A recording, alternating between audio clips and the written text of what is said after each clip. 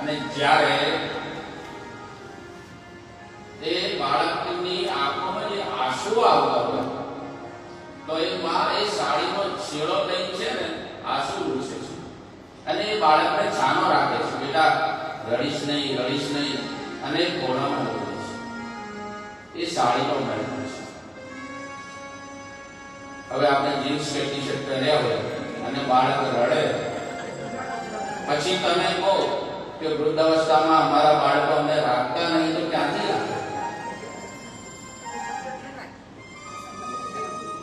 પછી આપણે બાળકોની ભૂલ કરી. એવું નથી કે સર્વત્ર બાળકને જ્ઞાન એવું અપાયું છે. મેં કીધું ને જ્ઞાન કેવું જોઈએ કે ભક્તિમાંથી જે જ્ઞાન ઉત્પન્ન હોય એ જ જ્ઞાન છે.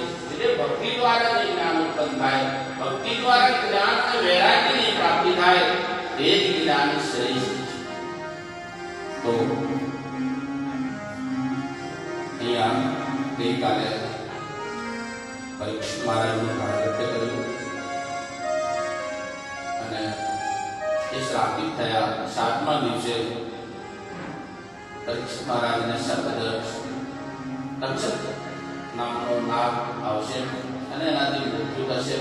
મૃત્યુ સુધારવા માટે તમામ પ્રકારના પ્રયત્નો કર્યા છે. દેવતાઓને ખબર પડી, સ્વર્ગમાં ખબર પડી, દેવતાઓના પરીક્ષિત મહારાજને 7મા દિવસે તક્ષક આવશે અને એનું મૃત્યુ થશે.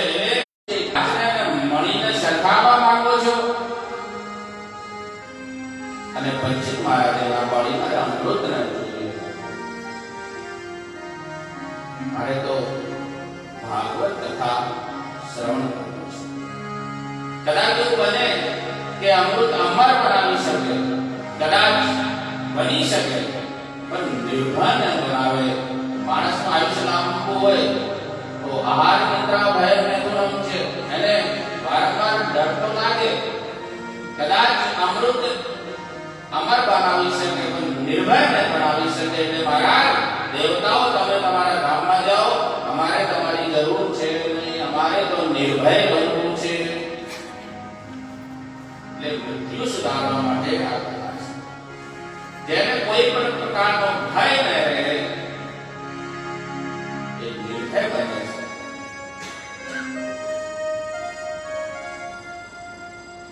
ईशान विद्या तपोन दानम ज्ञानम न शीलम न क्रोध धर्मे मृत्यु लोके भूभार होता मनुष्य रूपे विलास. જે વ્યક્તિની અંદર ભક્તિ દ્વારા જ્ઞાન નથી, જેનામાં વૈરાગ્ય નથી, જે તપ ન કરી શકે, 3 કલાક એક આસન પર બેસી ન શકે, જેની જોડે ધન છે પણ એ દાની ન બની શકે, નૈનામાં શીલતા છે તો એને કઈ રીતે મનુષ્ય કહી શકાય? મૃત્યુ લોકે ભૂમિભાર હોતા તો એ મનુષ્ય કઈ રીતે હોઈ શકે? એ પશુ છે જેનામાં કોઈ ગુણ નથી. અને સાંભળજો, ગુણની પૂજા થાય, માણસની ના થાય. શ્રી રામચંદ્ર ભગવાન ક્ષત્રિય છે પણ એ ભગવાનની પૂજા બ્રાહ્મણો કરે છે, ઋષિ મુનિઓ કરે છે. અને રાવણ કોણ છે? તો કે બ્રાહ્મણ છે. એ ઉત્તમ બ્રાહ્મણ કુળમાં જન્મ થયો છે, જ્ઞાની છે. શિવ અને પાર્વતી હિમાલય પર બેઠા હોય તો કૈલાસ પર્વતને ઉચકી લે, એવું તેજ છે. તો પણ કોઈ રાવણની પૂજા નથી કરતું. ત્યાં ક્ષત્રિયને પૂજે છે બધાય, બ્રાહ્મણો એની પૂજા કરે છે, સાધુ સંતો પૂજા કરે છે, પણ રાવણ બ્રાહ્મણ કુળમાં જન્મ લીધો છે પણ કોઈ એની પૂજા નહીં કરે. એટલા માટે ગુણની પૂજા થાય, કર્મની પૂજા થાય, ઇન્સાનની નહીં.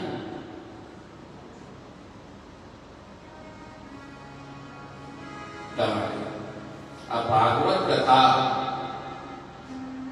દેવ બનાવે છે, ગુનો પૂરે છે, માણસને ગુણવાન બનાવે છે, દાની બનાવે છે, યુવાની સુધારે, વૃદ્ધ અવસ્થા સુધારે છે, મૃત્યુ સુધારે, આવતો જન્મ સુધારે છે. અહીંયા ભગવાન દ્વારકા ગમન ગયા છે. પરીક્ષિત મહારાજનું પ્રાગટ્ય થયું અને સુખદેવજી મહારાજ સુંદર પરીક્ષિત મહારાજની કથા કહે છે. રાજન કેટલાય પ્રશ્નો કર્યા છે. ગુરુજી, મૃત્યુના સમયે શું કરવું જેનાથી મોક્ષ થાય? આ પૃથ્વી ક્યાંથી આવી? કોણ એનું સંચાલન કરે છે? કોણ એનું ભરણ પોષણ કરે છે? કોણ એનો વિનાશ કરે છે?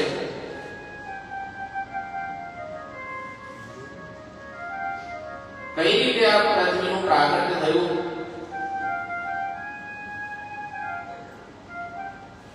રાજા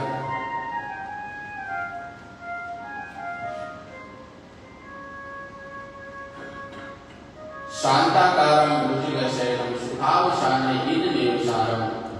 જ્યારે ભગવાન સમુદ્રની અંદર શેષૈયા ઉપર વિરાજમાન છે અને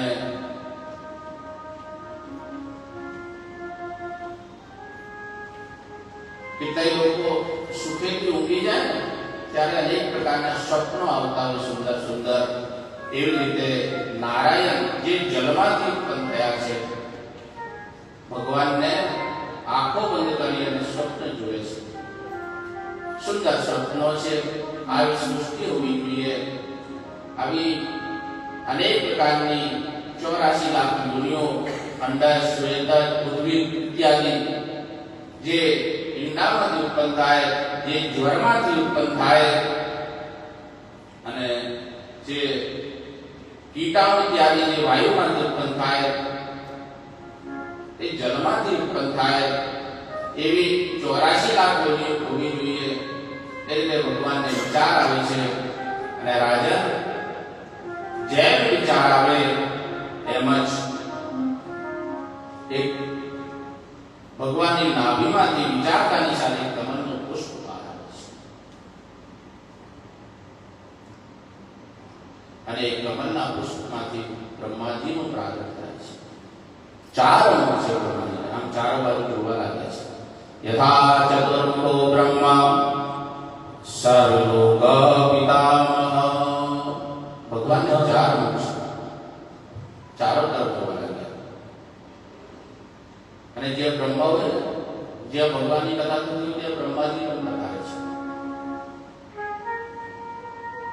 બ્રહ્માજીના 4 મુખ છે.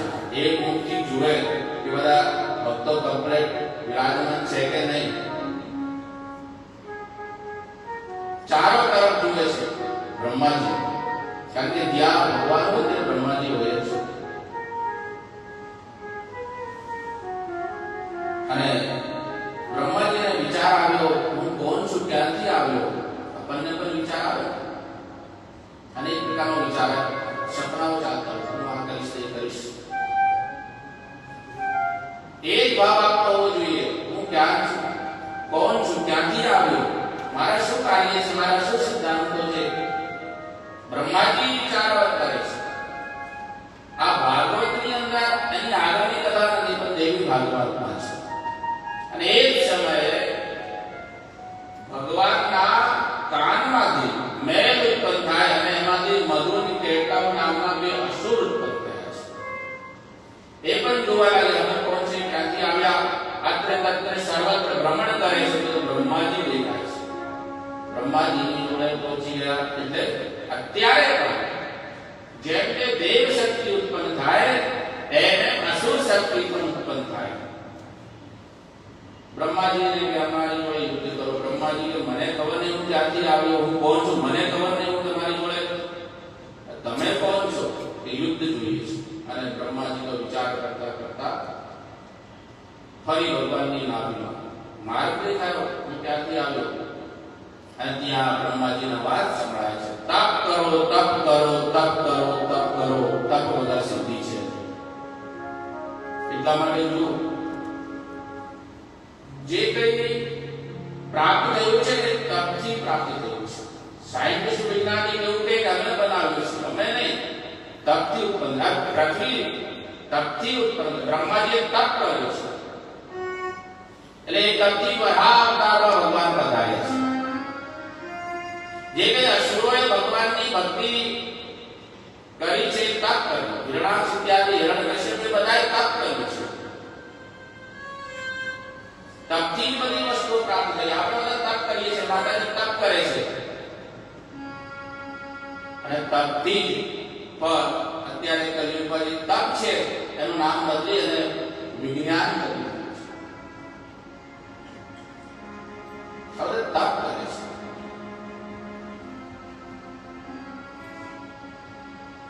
આ પ્રકૃતિ દઈએ તપનારી જગ્યા છે. તપ વગર સિદ્ધિ છે જ નહીં. હજારો વર્ષ સુધી બ્રહ્માજીએ તપ કર્યો છે અને રાજન સૃષ્ટિની રચના કરો, સૃષ્ટિની રચના કરો. ત્યારે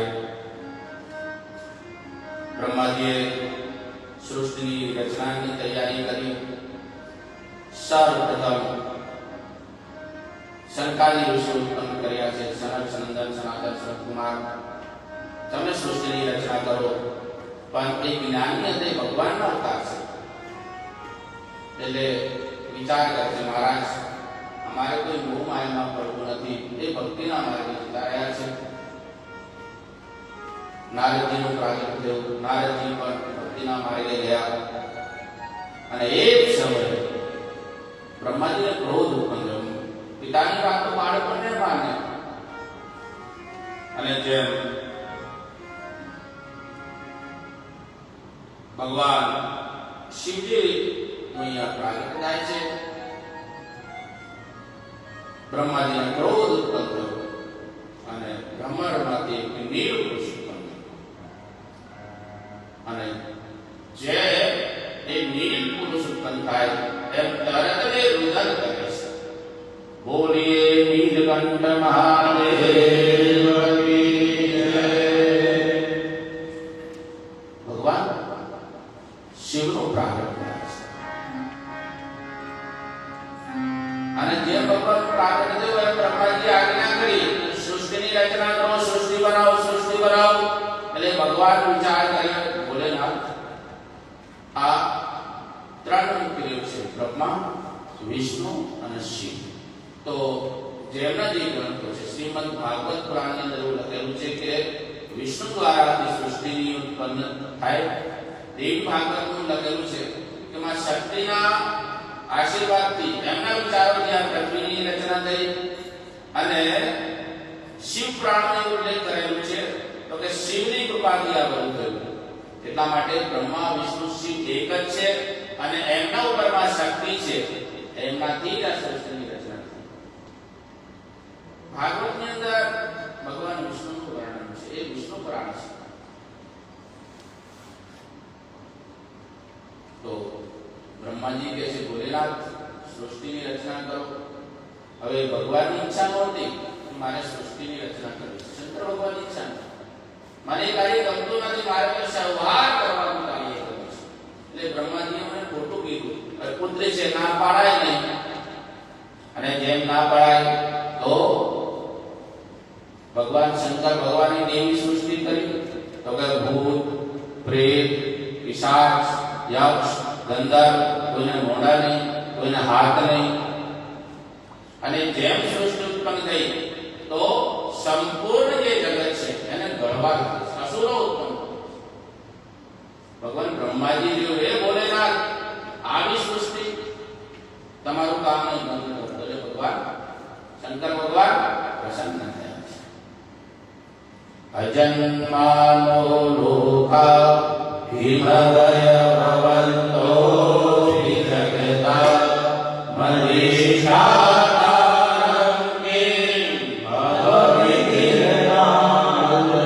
ભવતિ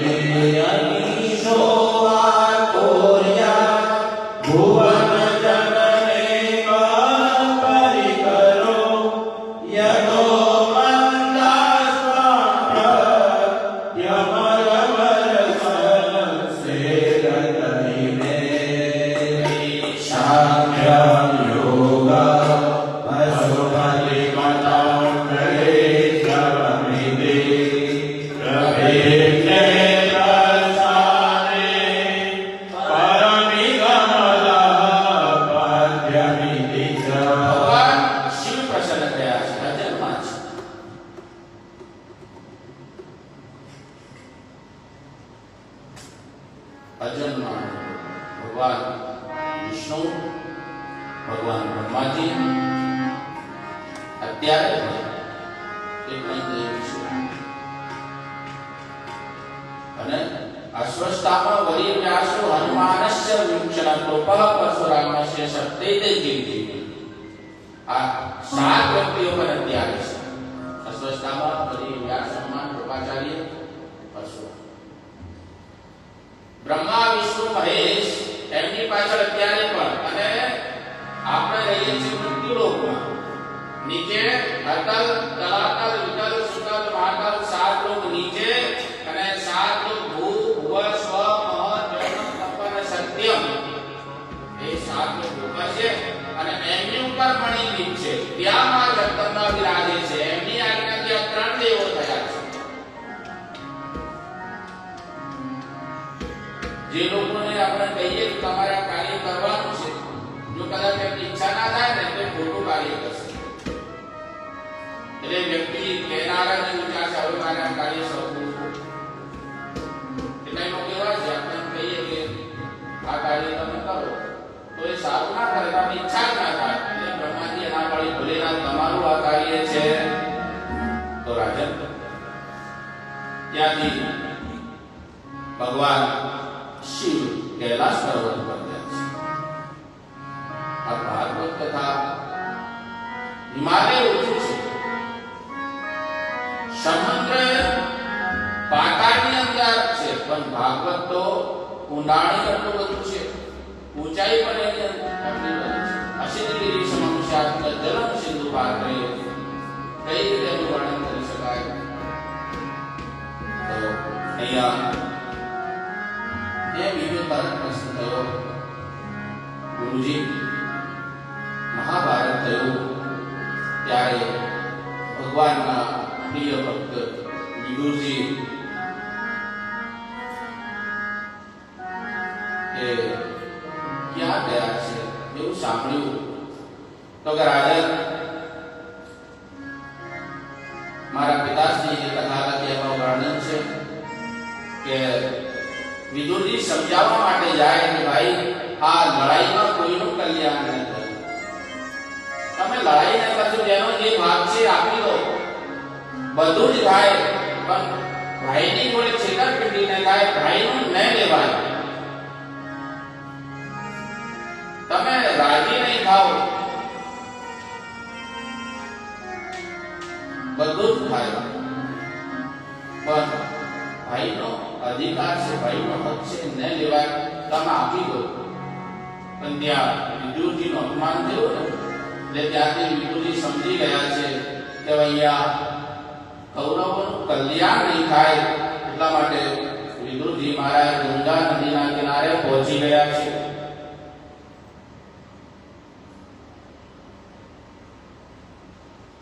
અને ભગવાન પર વિચાર કરે લાવો ને એક વખત હું જાઉં અને દુર્યોધન ઇત્યાદિ બધા કૌરવોનું સમજણ પાડું કે તમે લડશો ને, તમે યુદ્ધ ના કરશો, એમાં કોઈનું કલ્યાણ નહીં થાય. તો દુર્યોધન કહે છે કનૈયા તમે એક કામ કરો, લાવો ને આપણે ભોજન ગ્રહણ કરીએ. આવ નહીં આદર નહીં નહીં નૈનન મશ્રે. જ્યાં આવકાર કરો ને ત્યાં નહીં જવાય. એટલા માટે ત્યાંથી ભગવાન નીકળી ગયા છે અન્ય ગ્રહણ ન કર્યું. કારણ કે વિશ્વ પિતામહ કેમ દુઃખ ભોગ્યું, કેમ એમની બુદ્ધિ બગડી કે એમને ખોટું અન્ય ગ્રહણ કર્યું છે.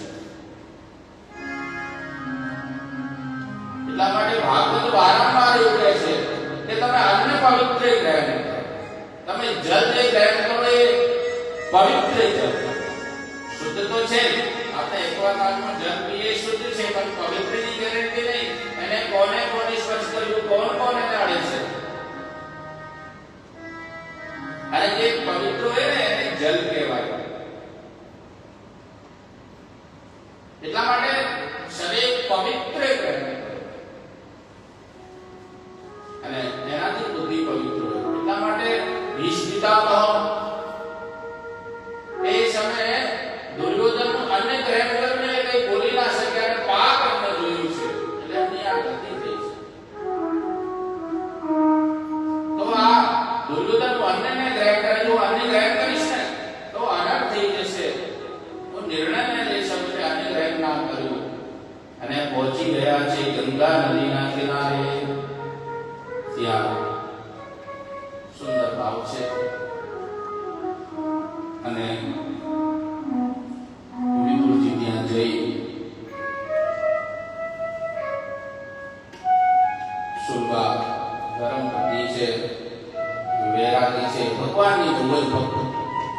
એક દિવસ એ રાહ જોતા હતા ભગવાન મારે ત્યાં પધારે. જેમ સતી રાહ જોવે છે એવી જ રીતે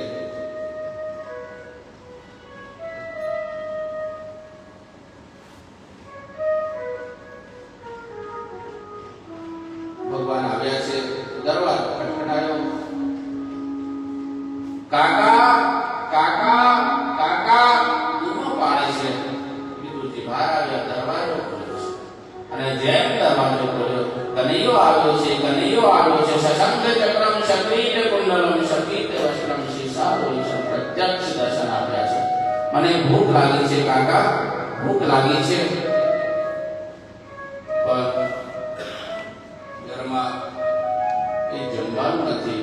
બૂમ પાડે છે સુરવા, અરે સુરવા, જો સાંભળો કોણ આવ્યું છે? કનૈયો આવ્યો છે. જ્યાં કનૈયાનું નામ સાંભળ્યું ત્યાં સુરવા બધું જ કાર્ય છોડી અને તાળા બોલી નાખ્યું. જેમ ભગવાનને જોવા માટે આપણે દોડભાગ કરીએ, દોડીશું. અને આ પ્રેમ છે. આપણે પ્રેમ કથા શરૂ કરી છે. તમારે ત્યાં કોઈ મહેમાન પધારે, કોઈ મોટા વ્યક્તિ પધારે તો તમે એમને એવું આસન આપો છો.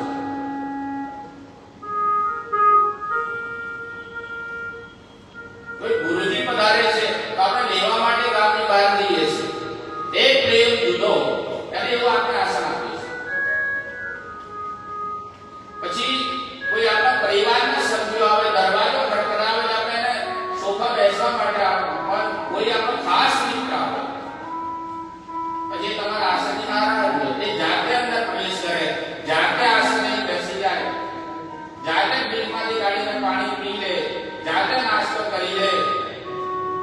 એ પ્રેમ છે. અને એ પ્રેમ છે લાંબા સમય સુધી રહે છે. એટલા માટે વ્રજની અંદર ભગવાને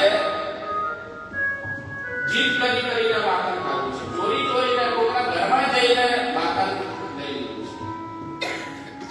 કારણ કે ભગવાને પોતાનામાં સર્વસ્વ માન્યું છે, બધું જ માન્યું છે. અને જે ખાસ વ્યક્તિ હોય એવું માને કે ઘર મારું છે ને, તેને આસન આપવાની જરૂર ના હોય. બસ એવો જ ભાવ, એવો જ પ્રેમ. વિદુરજી પહોંચી ગયા અને કહ્યું સુરભા, કનૈયો આવ્યો છે. સુરભા દોડતી આવે છે. ભગવાન જાતે આસને બેસી ગયા આગળથી અને આસન ગ્રહણ કર્યું. અને કાકા ભૂખ લાગી છે તો અનેક પ્રકારના એમાં ભાવ છે. એટલે સુરભા ભાવ બોલી કદાચ પોતાના જે આચાર્યો છે એમને અનેક પ્રકારના ભાવ ઉત્પન્ન કર્યા છે. ભાજી હતી, ભગવાને ભાજી આરોગી છે. કોઈ આચાર્ય એવું કહે છે ફળ હતા, ફળ આરોગ્યા છે. કોઈ આચાર્ય એવું કે સુરભા ભાન ભૂલી ગઈ છે. કેળાનું છોતરું ભગવાનને આપ્યું છે અને પ્રેમથી આરોગવા લાગ્યા છે. અહીંયા એક ગોપીનો મને એક સુંદર ભાવ છે. અને સાંભળો, આજે બહેનો જે ભગવાનને જમાડે છે ને, ઋષિમુનિઓ જે ભગવાનને જમાડે મંત્રો બોલીને, સુંદર સુંદર મંત્રો બોલે, વૈદિક મંત્રો બોલે. ઓમ નાભ્યા શીતંતર શગોષે યો સમવતઃ પરિધાતો નિર્દેશાતો અધારોકાન અકલ્પયન્ના. એ મંત્રોથી ભગવાનના જન્મ, એ મંત્રોથી ભગવાનને જન્મ. પણ કોઈ ગોપી હોય, કોઈ બહેનો હોય અને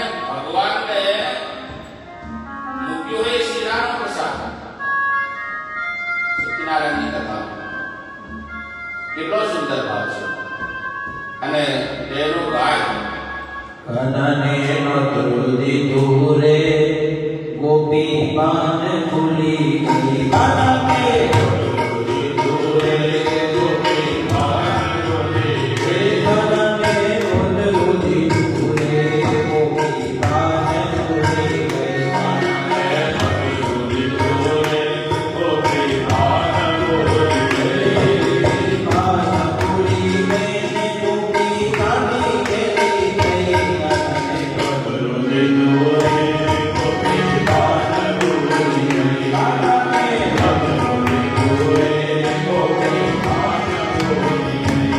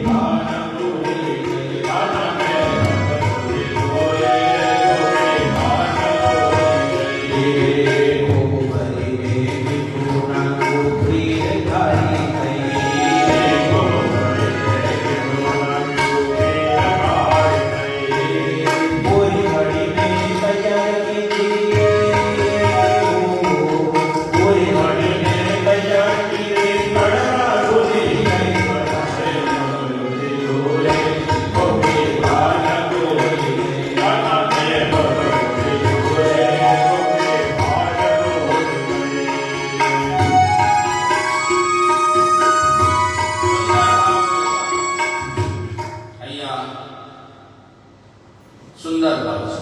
એક પરંપરા હજુ ચાલે છે. અત્યારે આપણે એવું જ કરીએ છીએ. નારાયણની સામે શ્રી રામ પ્રસાદ મૂક્યો હોય, સફરજન હોય, કેળા હોય, એ પરંપરા અને એક ભાવથી અત્યારે પણ ભગવાનનો પ્રસાદ આપવો છે. શીરો મૂક્યો હોય, સોમવારે શીરો પૂરી જલ્દી જમવા આવો ને, સોમવારે શીરો પૂરી જમવા આવો ને, ભગવાને મોહન જમવા વેલા આવો ને. ક્યાં છે મોહનથાળ? ભગવાન વિચાર કરે છે, અરે આ બહેને કીધું છે મોહનથાળ ચાલુ આજમાં જો મોહનથાળ ખાઈ લો. પછી હજુ તો મોહનથાળ છે જ નહીં. ત્યાં તો બુધવારે આવી જાય, એક જ દિવસ. બુધવારે બરફી પેડા જમવા લઈને આવો ને, બુધવારે બરફી પેડા જમવા વેલા આવો ને. બરફી પેડા છે, લાવો ને, કેવા છે પણ દેખાય ને. આપણે તો કર્યા હજુ એ પરંપરા છે. અને પછી હાડ તો આટલા બધા છે ને, એક બેન તો એવું ગાય કે મુખવાસ તો મોંઘું થઈ ગયું, ટૂંકા સીધા છે એ આવે. યમુના ગંગા છેડી નહીં, નળના પાણી તમને ભાવશે કે નહીં, આખે નહીં, ખાલી કે તમને ભાવશે કે નહીં. અને ઊંધું તો કેટલા ખોળા છે ભગવાન. અને છેલ્લે ભગવાન જમીને પછી પોતાની ઘરે જાય. શ્રી રાધા સ્વામી પેલા પત્નીની આ કથા હતી, તમે જઈ આવ્યા, જમીન આવ્યા, ખાધો શીરો હોય. ભગવાને એવા કે રાધાજી જેવું તમે મને જમાડો છો ને એની કરતા કઈ વિશેષ સ્વાદ છે એવું જમીન આવ્યું છે. કેવો સુંદર ભાવ છે. એ પરંપરા સુંદર ભાવ છે. રાજા ત્યાંથી ભગવાન તો પોતાના ધામમાં ગયા. વિદુરજીએ 36 વર્ષ સુધી યાત્રા કરી છે. પ્રવાસ પાટણમાં ગયા અને ત્યાં ફરી યમુના નદીના કિનારે ગયા છે બ્રજમાં. ત્યાં ઉદ્ધવનું મિલન થયું છે. એ ભગવાનના અંતરંગ સખા છે. અને પછી ત્યાંથી ભગવાનના ચરિત્રનું વર્ણન કરી અને વિદુરજી આગળ નીકળી ગયા છે. ઉદ્ધવજી, મારે ભગવાનની કથા શ્રવણ કરવી છે, તો જાઓ ગંગા નદીના કિનારે મૈત્રેય મુનિ મળશે, એ તમને બધું જ કહેશે. એટલે વિદુરજી ત્યાંથી ગયા અને મૈત્રેય મુનિ મળ્યા છે અને એમને ભગવાનના ચરિત્રનું વર્ણન કથા શ્રવણ કરી છે. ગંગા નદીના કિનારે આ કથા મૈત્રેય મુનિએ વિદુરજીને પણ કરી છે. રાજા ત્યારે સુખદેવજી કહે છે કે આ સર્વસ્વ ભગવાનનું વિરાટ સ્વરૂપ છે.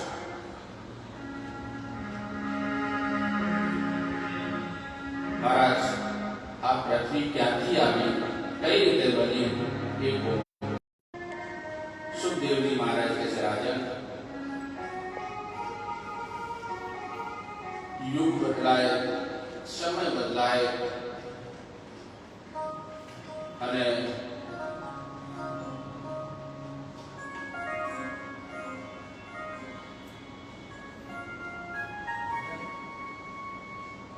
એમાં બ્રહ્માજી પણ બદલાઈ જાય. અને બ્રહ્માજી બદલાય તો બ્રહ્માજીના બે ભાગમાંથી એક ભાગમાં સ્વયંભૂ મનુ અને એમાંથી શત્રુપા ઉત્પન્ન થયા. એમાંથી વંશની વૃદ્ધિ ચાલે છે અને અનેક પ્રકારની 10 પ્રકારની સૃષ્ટિ છે. 10 પ્રકારની મૈથુની સૃષ્ટિ છે અને ભૂત પ્રેત એમની પણ સૃષ્ટિ જુદી છે.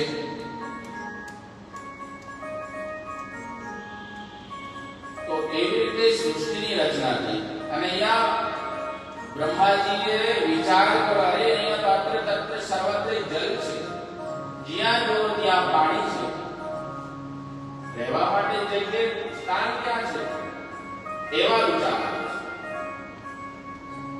અને જેમ વિચાર આવે એમ જ એક્ય વિધયાયનો નાશા વેરાત વસાનત્ય વરાહતો કો નિર્ગાદ દુષ્ટમ પરિભાષિત. એમાંથી બ્રહ્માજીના નાકમાંથી એક સૂક્ષ્મ સ્વરૂપમાં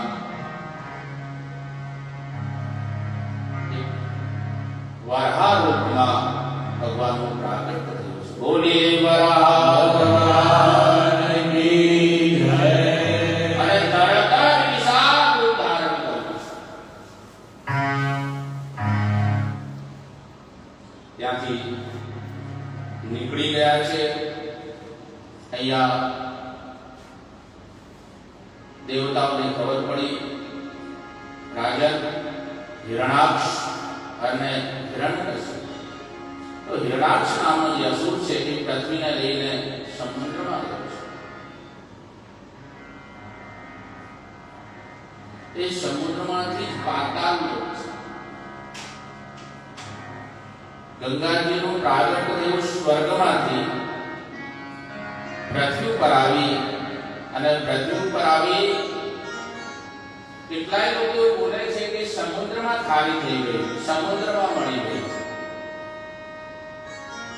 પણ ગંગાજી સમુદ્રમાં ન મળી. ત્યાં સમુદ્રની અંદર એક માર્ગ છે, એ માર્ગ પાતાળમાં જાય છે. એ અતલ નામના પાતાળમાં ગઈ છે. એવી રીતે હિરણાક્ષ આ પૃથ્વીને લઈને પાતાળમાં જતો છે, સમુદ્રમાં. અહીંયા હિરણાક્ષને નારદજી મળ્યા છે. અહીંયા બીજો પ્રશ્ન થયો, મહારાજ આ હિરણાક્ષ કોણ છે, ક્યાંથી આવે? ત્યારે લઘુ સ્વરૂપમાં, કારણ કે 4 વાગે ભગવાનનું પ્રાગટ્ય છે, એટલા માટે ભગવાને વરાહ રૂપ ધારણ કરી હિરણાક્ષનો વધ કર્યો છે અને પૃથ્વીને લઈને આવે છે. અને પૃથ્વીને રહેવા યોગ્ય પૃથુ રાજા છે.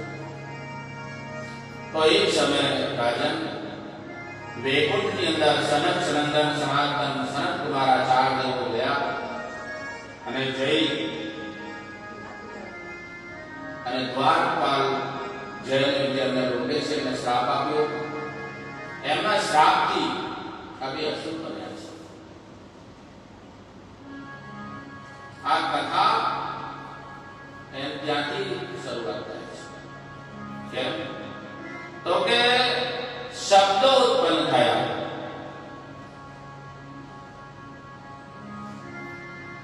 શબ્દ છે એના લીધે ભગવાને જન્મ લીધો છે.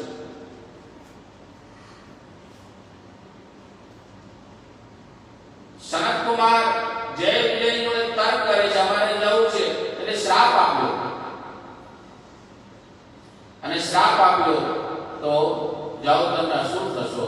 તો એ હિરણાક્ષ અને હિરણ્યકશ્યપ બીજા જન્મમાં રાવણ અને કુંભકર્ણ, ત્રીજા જન્મમાં દંતવક્ર અને શિશુપાલ થયા છે. ભગવાનને વિનંતી કરે છે, મહારાજ અમે તો તમારા દ્વારપાલ બનીને રહ્યા છે, તમારી આજ્ઞા હતી એટલે કોઈ પણ વ્યક્તિ આવે, અમારો તો નિયમ છે કે રોકીએ તો પણ અમને તો તમે ચિંતા નહીં કરશો. મારી જોડે જોડે તમારો જન્મ થશે અને તમારો ઉદ્ધાર કરવા માટે દરેક યુગમાં હું પ્રગટ કરીશ. એટલે એ રીતે પણ ભગવાનનું પ્રાગટ્ય થાય છે. એની માટે પણ દરેક યુગમાં ભગવાન આવ્યા છે. બીજું વિપ્રધેનો સુર સંત હિત લીને મનુજ્ય અવતાર. વિપ્રધેનો સુર સંત બ્રાહ્મણો માટે, ગાય માટે, સંત માટે. સંત એટલે સજ્જન વ્યક્તિ. કેવા સંત? એક સંત છે, એક નિત્ય ગંગા નદીમાં સ્નાન કરે છે, હર હર ગંગે બોલીને ડૂબકી મારે અને જેમ બહાર આવે તો એક મૂર્ખ વ્યક્તિ એમાં પર ધૂળ ઉડાડે છે. એમને ક્રોધ ને આવ્યો, એનું નામ છે સંત. એ ફરી ગંગા નદીમાં સ્નાન કરવા માટે જાય અને ફરી એ સંતે ગંગા નદીમાંથી બહાર આવે એટલે મૂર્ખ વ્યક્તિ હોય, કારણ કે ભગવાનને ત્યાં છે, આપણને એવા વ્યક્તિ બહુ મળે છે મંદિરોમાં, તીર્થોમાં. એટલે ફરી ધૂળ ઉડાડે. ત્રીજી વખત સંત મહાત્માએ સ્નાન કરીને બહાર આવે, ત્રીજી વખત ધૂળ, એવી રીતે 11 વખત સ્નાન કર્યું છે. એટલે પેલો મૂર્ખ વ્યક્તિને જ્ઞાન થયું, અરે આ વ્યક્તિ 11 વખત સ્નાન કરે છે ગંગા નદીમાં, તો પણ એમને ક્રોધ ન આવે. જેમ જ્ઞાન ઉત્પન્ન થયો અને જ્ઞાન ઉત્પન્ન થઈ મૂર્ખ વ્યક્તિ સંતના ચરણે પડી જાય તો એ મૂર્ખ વ્યક્તિને ત્યાં સંતને ચરણે તો પડે છે, પણ સંતે મૂર્ખ વ્યક્તિને પગે લાગે છે. એ સંત કેમ મૂર્ખ વ્યક્તિ છે? પ્રભુ મેં તમારા પર ધૂળ ઉડાડી છે, તમે સ્નાન કરીને બહાર આવ્યા તો પણ તમને ક્રોધ ના આવ્યો, મને ક્ષમા કરો, હું તમને પગે લાગુ છું. અને સંત વ્યક્તિ કહે છે, પ્રભુ હું દરરોજ એક વખત ગંગા નદીમાં સ્નાન કરતો હતો, પણ તમારા લીધે મેં આજે 11 વખત ગંગા સ્નાન કરીને પુણ્યની પ્રાપ્ત કરી છે. હું નહીં, તમે સંત. એટલે એ સરળ છે.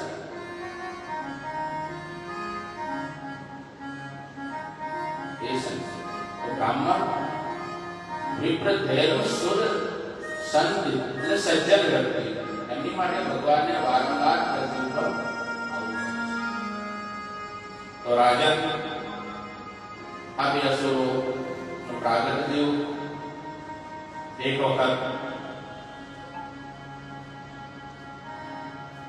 અહીંયા ભગવાને હિરણાક્ષનો વધ કર્યો છે. તો કે કશ્યપ અને દિતિ સંધ્યાનો સમય હતો અને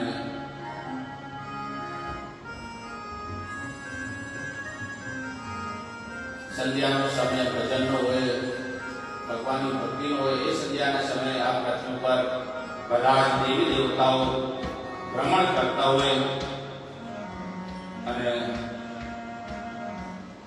દીદીને કામ ઉત્પન્ન થયો. સંધ્યાના સમય કશ્યપ ઋષિ ભગવાનની ભક્તિ કરે છે. સંધ્યા ત્રીજી સંધ્યા કરે છે. સંધ્યા અને એમાં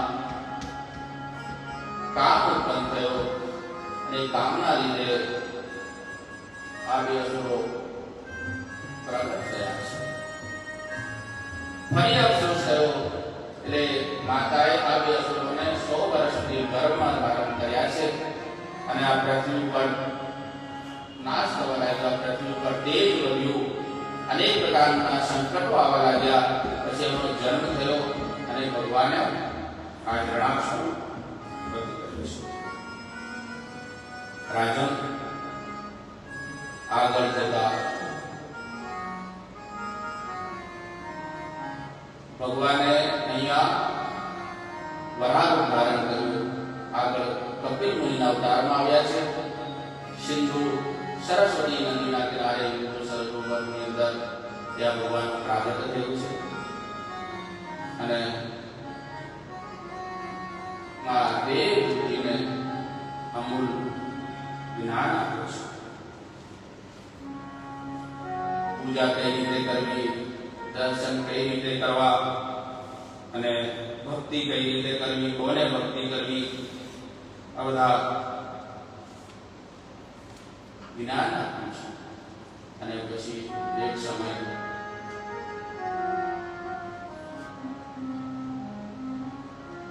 રાજન શિવ અને સતી બેઉ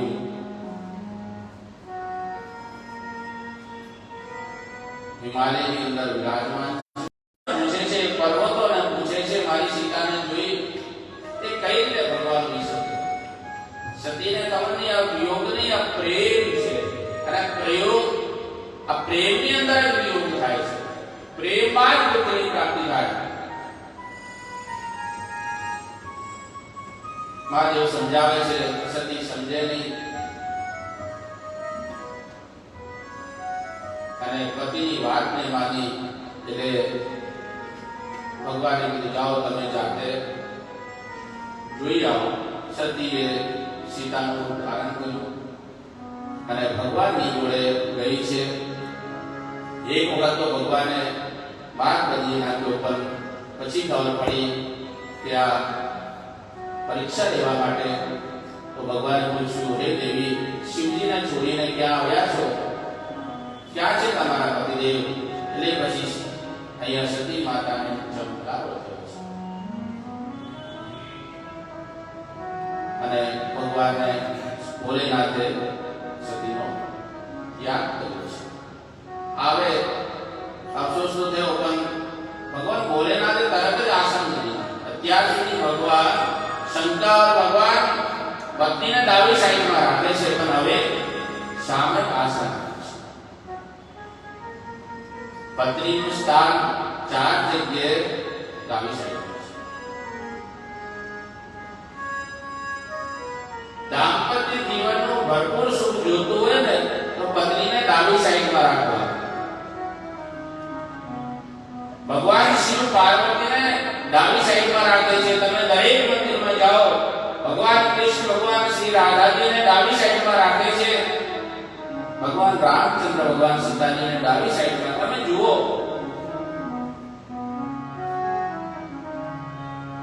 સામે પત્નીને બેસાડે ને શાસ્ત્રી ઉગે છે. એક થાળીમાં સામે બેસાડીને જમાય નહીં. ભગવાનના દર્શન કરજો, ત્યારથી આ પ્રથા ચાલે છે. અને જો પત્નીને સામે બેસાડો ને તો એનો ત્યાગ કરવો પડે. એટલે પછી કે મહારાજ અમારા ધર્મપત્ની અમારી સામે પડે છે, સામે પડે અને સામે બેસાડો તો સામે ના પડે. એટલા માટે શાસ્ત્ર કહે છે પત્નીને કાયમ ડાબી સાઈડમાં રાખવા અને ચાર રીતે તો ખાસ રાખવા. શયને શયન ખંડમાં પોતાના પત્નીને ડાબી સાઈડમાં રાખવા જોઈએ. ભોજને જમવા માટે બેસાડો ને તો સામે નહીં બેસાડો, ડાબી સાઈડ. યાત્રા કરવા માટે જાઓ, ઇન્ડિયાની ગાડી જોઈએ ને, ડ્રાઈવરની સ્ટીયરિંગ થી જમણી સાઈડમાં છે અને પત્નીની જગ્યાએ ડાબી સાઈડમાં છે, ડ્રાઈવરની જમણી સાઈડ. વિદેશોમાં એવું છે ને, એના થોડું ઊંધું છે, ત્યાંની સંસ્કૃતિ જુદી છે. અભિષેક કે કોઈ તમારા પર અભિષેક કરે તો પણ પત્નીને ડાબી સાઈડમાં રાખવા. પણ પતિની વાતને માની ભગવાને સતીનો ત્યાગ કર્યો છે. ભગવાનને ખબર પડી ગઈ,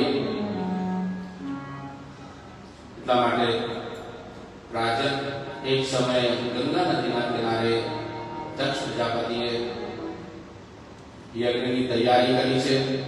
બધા જ દેવતાઓને આમંત્રણ આપ્યું, પણ શિવજીને આપ્યું. સભાની અંદર યજ્ઞની તૈયારી ચાલતી એ સમયે દક્ષ પ્રજાપતિનું આગમન થાય. બ્રહ્માજીને શિવ પોતાના આસન પર ઉભા ન થયા એટલે દક્ષ પ્રજાપતિને ખોટું લાગ્યું. એનાથી ભગવાન ભોલેનાથનો આસનનો ત્યાગ કર્યો છે. તે સમયે યજ્ઞની તૈયારી કરી, બધે કંકોત્રીઓ વેચાઈ ગઈ. ભગવાન શિવ અને સતીદેવ હિમાલયમાં છે. બધા દેવતાઓ પોતપોતાનો વિમાનો લઈને ગયા છે. બધા દેવતાઓને ખબર છે કે શિવને આમંત્રણ નથી, તો પણ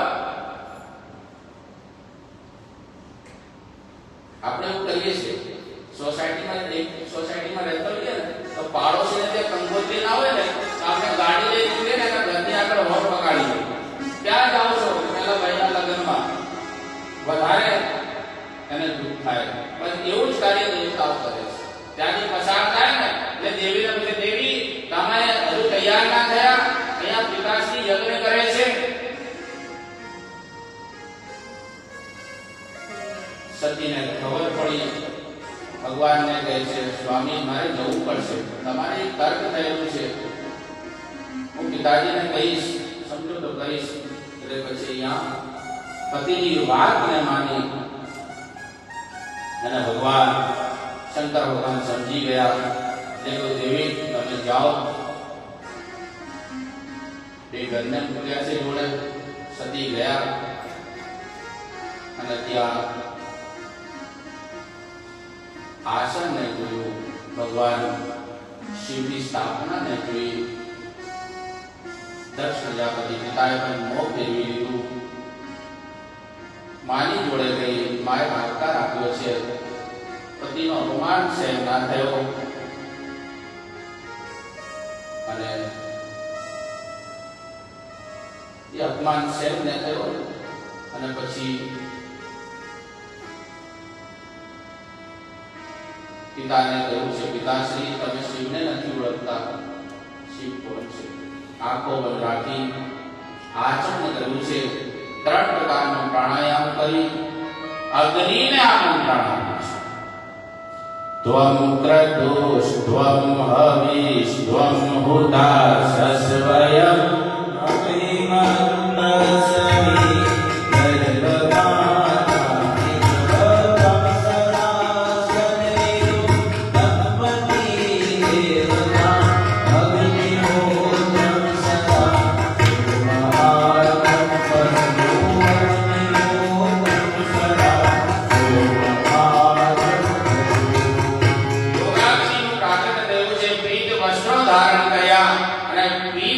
ધારણ કરી એક શ્રી રામને પ્રાર્થના પ્રેમ છે.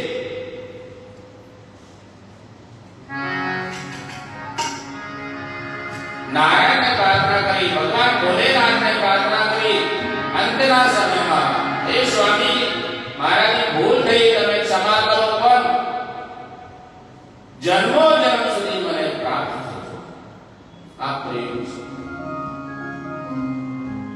કદાચ અત્યારે તો આપણે કોઈ ત્યાગ કરી દઈએ, કોઈ આપણને ત્યાગ કરી દે તો બોલે કે આજે આ જન્મમાં મળ્યો પણ હવે ફરી ના મળીશ, એવું બોલે છે ને આપણે.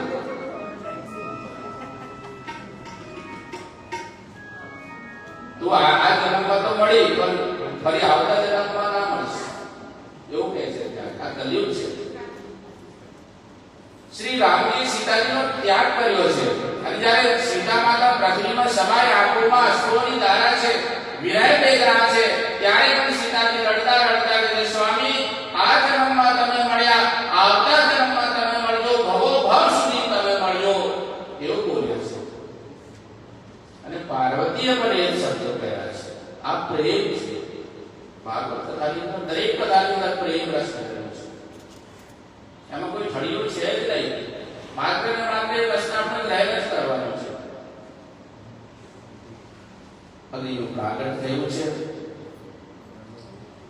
અને ત્યાં નારદજીને ખબર પડી ભગવાન શિવ સમાધિમાં બધું જોયે છે. ભગવાનને બધી જ ખબર હતી. એકઈ વ્રત એકઈ કર્મ નેમાં, કાય વચન મન પતિ પર પ્રેમા. કથા કહે છે બાપ બધું જ કરજો, પણ પતિની આજ્ઞાનું પાલન કરજો. પતિના વિચારો સાથે નહીં ચલાય, પતિના વિચારો સાથે ચાલવું જોઈએ.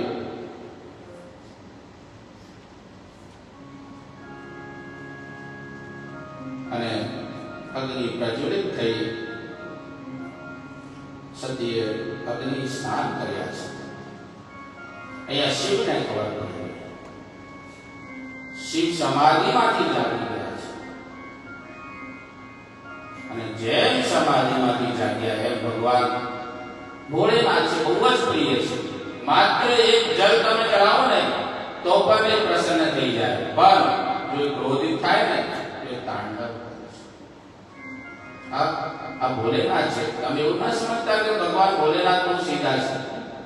સીધા લોકો માટે સીધા છે, અને ક્રોધિત થાય તો જટાટવી ગલજ્જુલ પ્રવાહ પાવિતસ્તરે કલેવરમ યદમ્મિતમ તુંગમારી.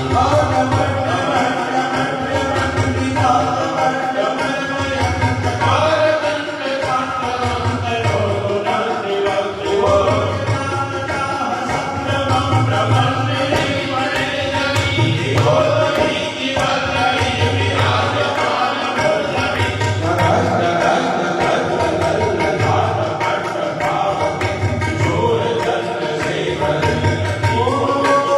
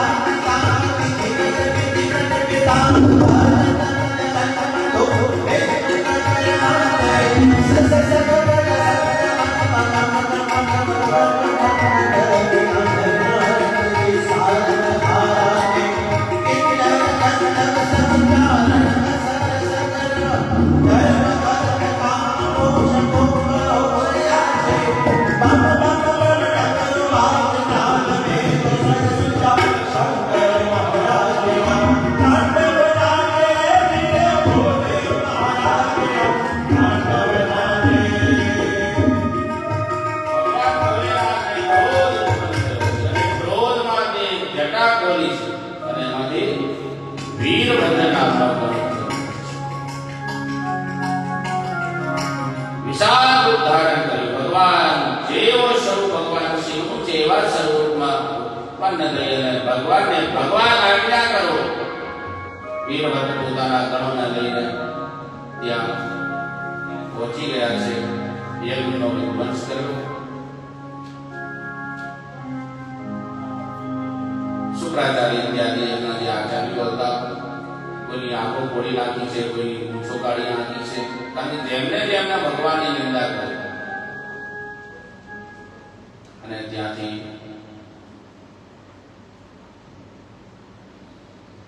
ક્રોધમાં આવી અને દક્ષ પ્રજાપતિનું માથું કાપીને ભૂમિ ગયો. હાહાકાર થયો. વિષ્ણુ ભગવાનને ખબર હતી એ બ્રહ્મા ત્યારે તો યજ્ઞમાં નહીં ગયા, પણ બીજા બધા દેવતાઓ ગયા છે. હાહાકાર થયો છે. અને સંકલ્પ કર્યો કે આપણે યજ્ઞ કરવો છે એટલે પૂર્ણાહુતિ કરવી જ પડે.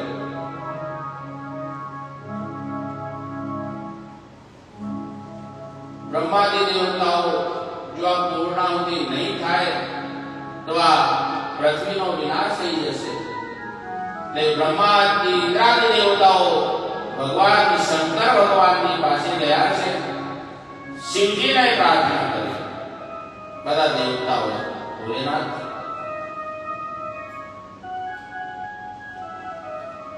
ક્ષમા કરો. એટલે ભગવાન ભોલેનાથ રાજી થયા. અહીંયા વિષ્ણુ ભગવાને તે સતીના દેહને પોતાના ચક્ર વડે અને 51 શક્તિપીઠો સ્વરૂપમાં વિરાજમાન કર્યા છે. અને પુનઃ એ દેવી હિમાલયના પૃથ્વી સ્વરૂપે અને સાચો પ્રેમ હોય તો પુનઃ એ જન્મ. વિષ્ણુ ભગવાનની જોડે લક્ષ્મીજી ફરી બીજા